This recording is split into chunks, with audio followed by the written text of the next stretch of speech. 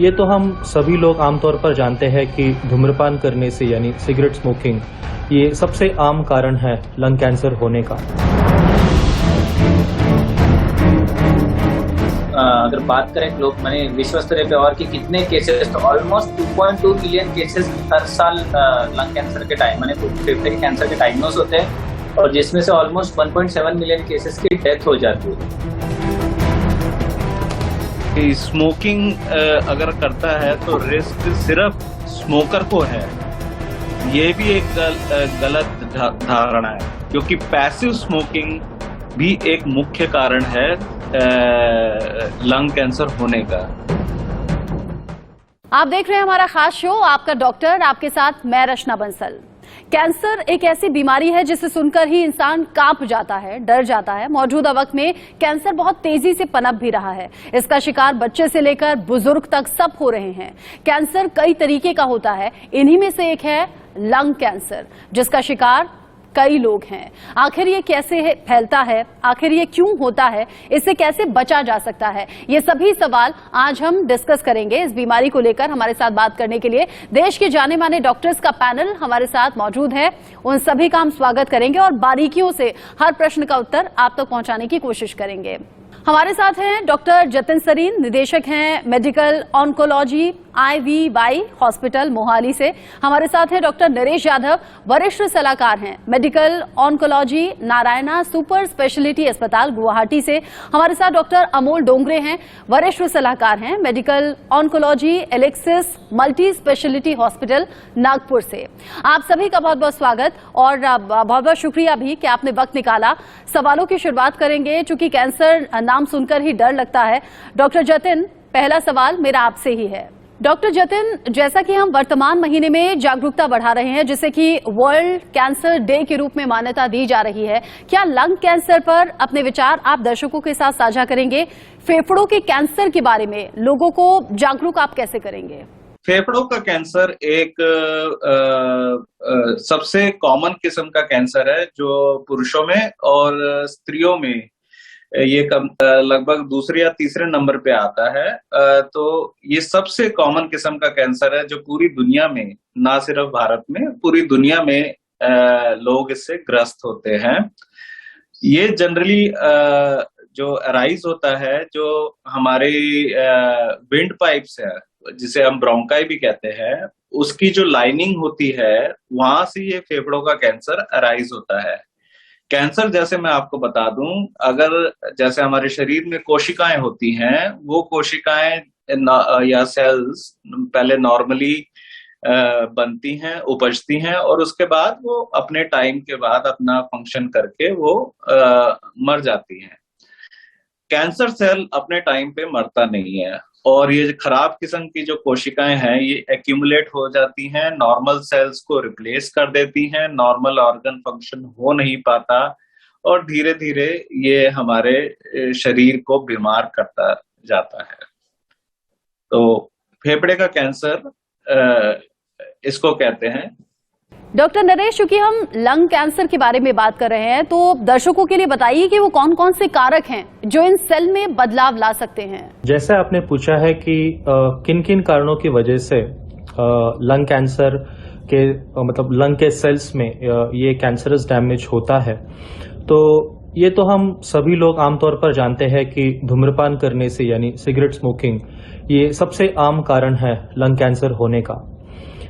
तकरीबन 80 से 90% जो लंग कैंसर के पेशेंट्स होते हैं वो फॉर्मर या तो करंट स्मोकर्स होते हैं, लेकिन 15 से 20% लंग कैंसर के पेशेंट्स ऐसे होते हैं कि जिन्होंने अपनी जिंदगी में कभी भी धूम्रपान नहीं किया होता। तो इन लोगों में कई वजह होती है लंग कैंसर डेवलप होने के, जिन्हें हम मल्टीफैक्टोरियल कहते हैं। तो लंग कैंसर होने की जो वजह है, उन्हें हम दो कैटेगरीज में डिवाइड कर सकते हैं। एक तो है जिनको हम बदल सकते हैं, जिन्हें हम मॉडिफाइबल रिस्क फैक्टर्स कहते हैं, और एक कैटेगरी ऐसी है जिन्हें हम चेंज नहीं कर सकते, उन्हें हम नॉन मॉडिफाइबल रिस्क फैक्टर्स कहते हैं।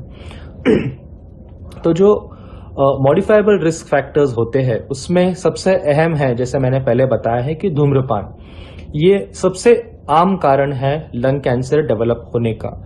80 से 90% लंग कैंसर पेशेंट्स में स्मोकिंग ये कारण। डॉक्टर अमोल, विश्व स्तर पर फेफड़ों का कैंसर अब कितना आम है और भारतीय आबादी में ये कितना आम अब हो चुका है? देखिए, विश्व स्तर पे अगर देखा जाए तो जो फेफड़े का कैंसर है वो पुरुषों में दूसरे स्थान पे है। और अगर हम लोग अगर बात करें माने विश्व स्तर पे और कि कितने केसेस, तो ऑलमोस्ट 2.2 मिलियन केसेस हर साल लंग कैंसर के माने फेफड़े के कैंसर के डायग्नोस होते हैं, और जिसमें से ऑलमोस्ट 1.7 मिलियन केसेस की डेथ हो जाती है। मैंने इतना ज्यादा है। अगर हम लोग इंडिया भारत की बात करें तो पूरे विश्व में से 3.3% जो लंग कैंसर केसेस है वो अपने भारतवर्ष से। और अगर हम लोग भारतवर्ष में बात करें कि कितना है, तो डेफिनेटली ये पुरुषों में सबसे कॉमन माने सेकंड कॉमन कैंसर है फेफड़ों का कैंसर, जबकि महिलाओं में ये फिफ्थ कॉमन कैंसर है। डॉक्टर जतिन, लंग कैंसर बीमारी को लेकर तथ्यों की तुलना में मिथ बहुत ज्यादा है, जिन्हें लेकर लोग ज्यादा डर जाते हैं। एक विशेषज्ञ के रूप में आप इसे स्पष्ट कीजिए, हमारे दर्शक बेहतर तरीके से समझ पाएंगे। लंग कैंसर का मुख्य कारण स्मोकिंग है। स्मोकिंग जो है लगभग 90% केसेस ऑफ लंग कैंसर का कारण मानी जाती है। पहले ये फिगर अराउंड 70 से 80% हम मानते थे कि सारा रिलेशन स्मोकिंग का जो है लंग कैंसर से अराउंड 70 to 80% है, लेकिन ये चेंज हो गया 90% के करीब। मिथ ये है कि लोग कहते हैं कि हम इतने टाइम से सिगरेट पी रहे हैं, अगर हम आज की डेट में छोड़ भी देते हैं तो हमारा लंग कैंसर होने का चांस तो ऑलरेडी है, क्योंकि हमने स्मोकिंग इतने टाइम से की है। तो ये मिथ बिल्कुल गलत है। जैसे ही आप स्मोकिंग छोड़ते हैं, आपको स्मोकिंग छोड़ने के फायदे नेक्स्ट मिनट से शुरू हो जाते हैं, और ऐसा माना गया है कि 10 साल बाद आपका लंग कैंसर होने का रिस्क 50% रिड्यूस हो जाता है एज कंपेयर टू स्मोकर। जैसे ही कोई स्मोकर स्मोकिंग छोड़ देता है और उसको 10 साल हो गए हैं, तो उसका लंग कैंसर का जो होने का रिस्क है वो अराउंड 50% रिड्यूस हो जाता है कंपेयर टू यूजुअल रिस्क। ठीक है, तो ये बिल्कुल गलत है, बिल्कुल गलत धारणा है कि अब इस उम्र में हम स्मोकिंग छोड़ के क्या करेंगे। और अनफॉर्चुनेटली कुछ लंग कैंसर के पेशेंट भी स्मोकिंग कंटिन्यू रखते हैं अनफॉर्चुनेटली, कि भाई अब मरना तो है ही है, अब क्या छोड़ के करना है। So this is a very very wrong myth या गलत धारणा है। दूसरी धारणा ये है कि यूसेज ऑफ टेल्कम पाउडर या इस तरह के स्प्रेज, इससे लंग कैंसर होता है। ऐसा कोई डेटा नहीं है कि इन सब चीजों से लंग कैंसर होता है। हाँ, अलबत्ता कुछ केमिकल्स हैं, जैसे कि एस्बेस्टोस हो गया या विनाइल क्लोराइड कुछ फैक्ट्रीज में यूज होता है, उसके फ्यूम्स हो गए, या रेडॉन एक रेडियो एक्टिव मटेरियल है, इसकी वजह से जरूर लंग कैंसर हो सकता है। तीसरा ये कि स्मोकिंग अगर करता है तो रिस्क सिर्फ स्मोकर को है, ये भी एक गलत धारणा है, क्योंकि पैसिव स्मोकिंग भी एक मुख्य कारण है लंग कैंसर होने का।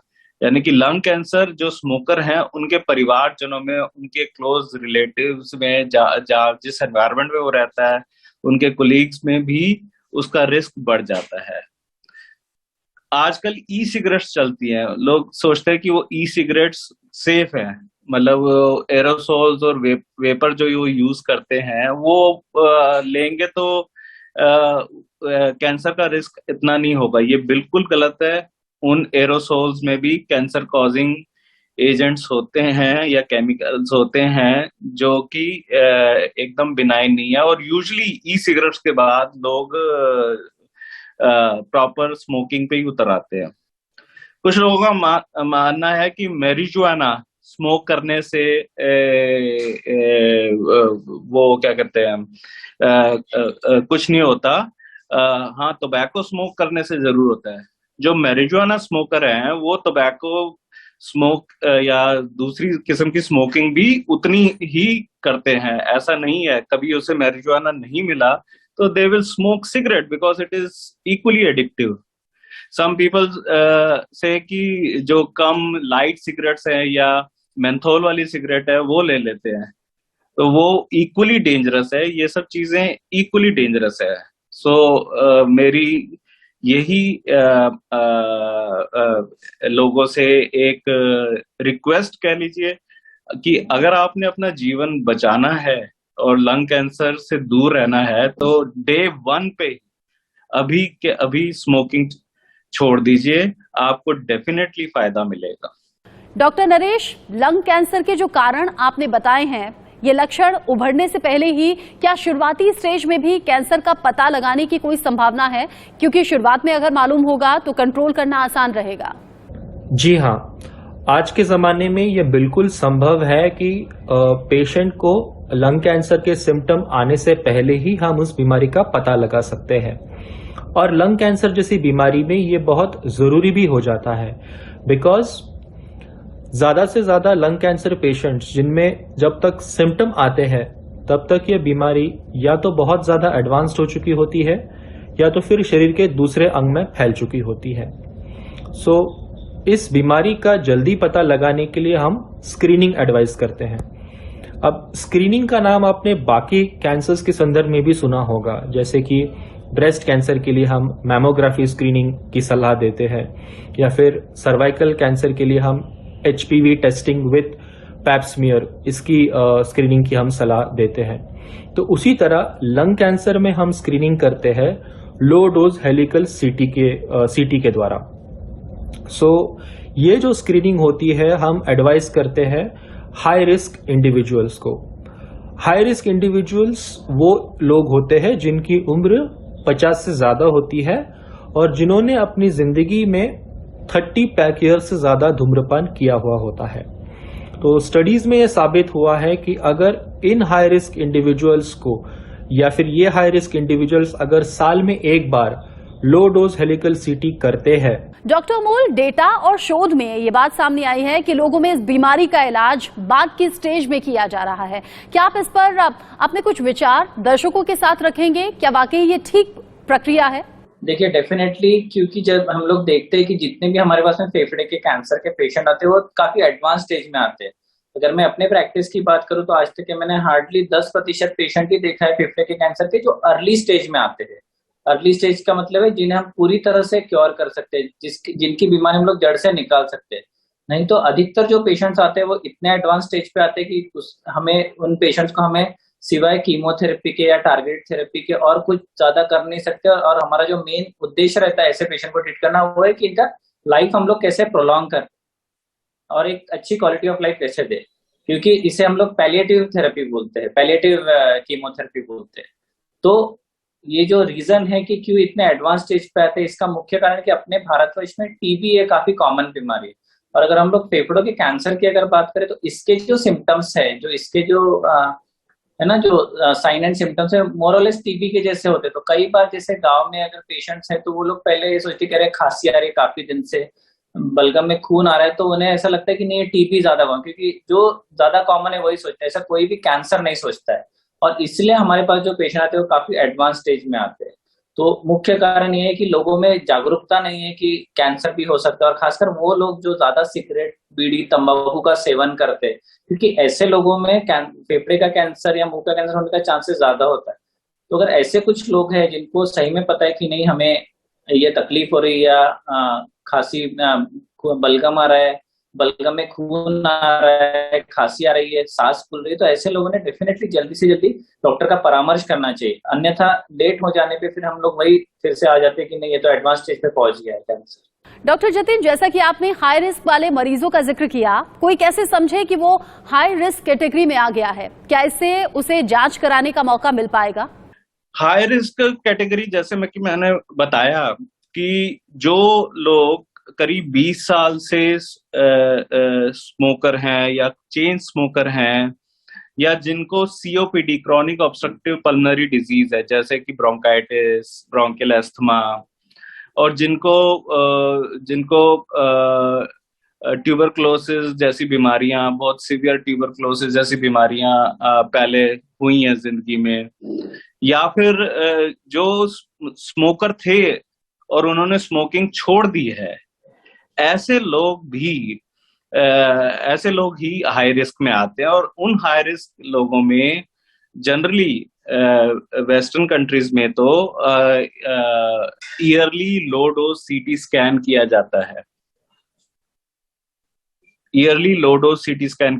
है, और ये yearly low dose CT scan, इस बीमारी को हम हाई रिस्क पॉपुलेशन में जल्दी पकड़ सकते हैं। और इसका, जैसे मैंने कहा कि पहली और दूसरी स्टेज में ये लगभग 60 से 90% क्योरेबल है। इवन स्टेज 3 आज की डेट में विद करंट आर्मेटेरियम ऑफ ट्रीटमेंट, जो नई टारगेटेड थेरेपीज, नई इम्यूनोथेरेपीज आ गई हैं, उसमें कम से कम 25 से 30% केस इवन स्टेज 3 में क्योर हो जाते हैं। सो इससे अगर ऐसा होता भी है तो प्लीज घबराए नहीं।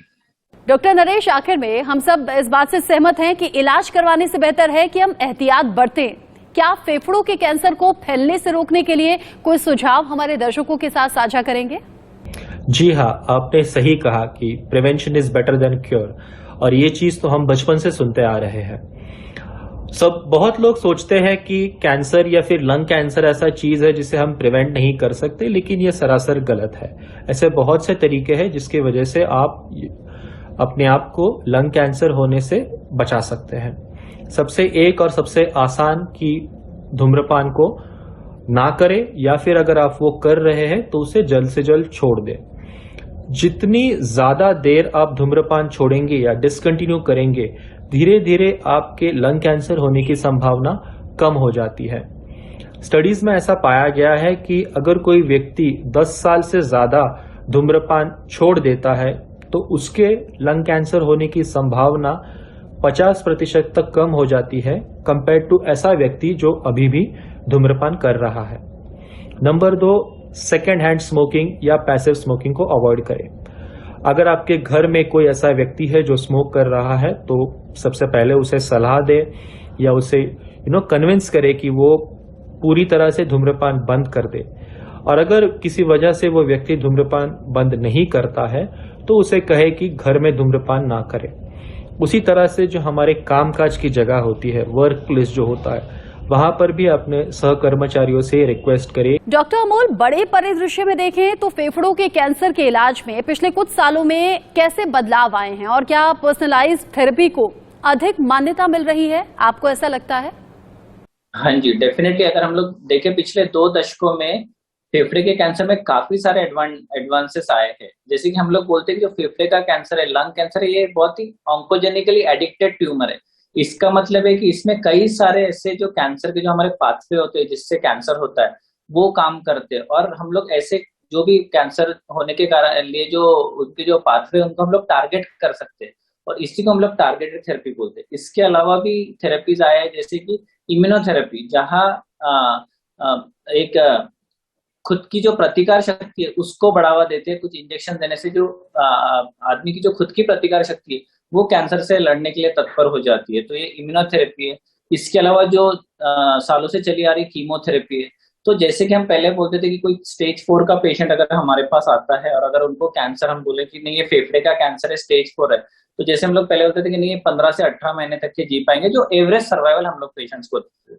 बट डेफिनेटली आज बिकॉज ऑफ दिस एडवांसेज जो जितने जो हमारे यहाँ पे हुआ है थेरेपी एडवांसमेंट, उसके वजह से वो जो हम लोग जो आयु है वो डेफिनेटली बढ़ा सकते हैं फेफड़ों के कैंसर के पेशेंट्स की। इवन चौथे स्टेज पे होने के बावजूद हम उनका लाइफ प्रोलॉन्ग कर सकते हैं because of this immunotherapy, targeted therapy, इनकी वजह से। डॉक्टर जतिन, लंग कैंसर के जो कारण आपने बताए हैं, ये लक्षण उभरने से पहले ही क्या शुरुआती स्टेज में भी कैंसर का पता लगाने की कोई संभावना है?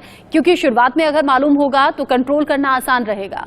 लंग कैंसर जो एक जायंट किलर भी माना जाता है, ये शुरुआती स्टेजेस में बिल्कुल पकड़ा जा सकता है, लेकिन हमारे देश में इसके लिए एक प्रॉपर स्क्रीनिंग, जिसे कहते हैं ना कि कुछ लक्षणों वाले लोगों में या हाई रिस्क पॉपुलेशन में हम पहले से ही कोई ऐसा टेस्ट करें जिससे कि हम इस कैंसर को जल्दी पकड़ लें, ऐसी कोई गाइडलाइन है नहीं। लेकिन वेस्टर्न कंट्रीज में और यूएस वगैरह में एक स्क्रीनिंग गाइडलाइन होती है every year with low dose CT scan of chest. इससे ये स्क्रीनिंग होती है और इस स्क्रीनिंग से क्या होता है कि कैंसर जो हाई रिस्क पॉपुलेशन है, हाई रिस्क पॉपुलेशन कौन सी होती है?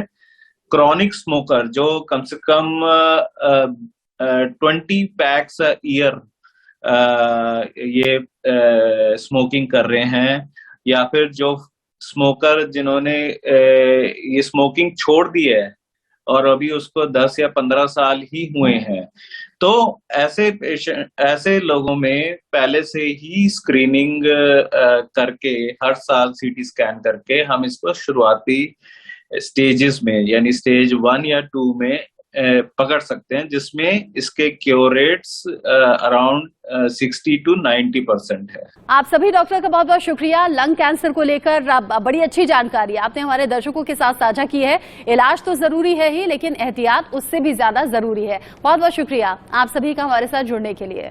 तो अब कैंसर के नाम से डरना नहीं है, आपका जागरूक रहना जरूरी है, आपका एहतियात बरतना जरूरी है। और हाँ, शुरुआती तौर में अगर डायग्नोज हो जाए बीमारी और इलाज वक्त पर मिल जाए तो आज की डेट में कोई बीमारी जानलेवा नहीं है। ये मिथ अपने दिमाग से दूर कर दीजिए। हमारे खास शो आपका डॉक्टर में आज के लिए बस इतना ही। एक छोटे से ब्रेक का वक्त है।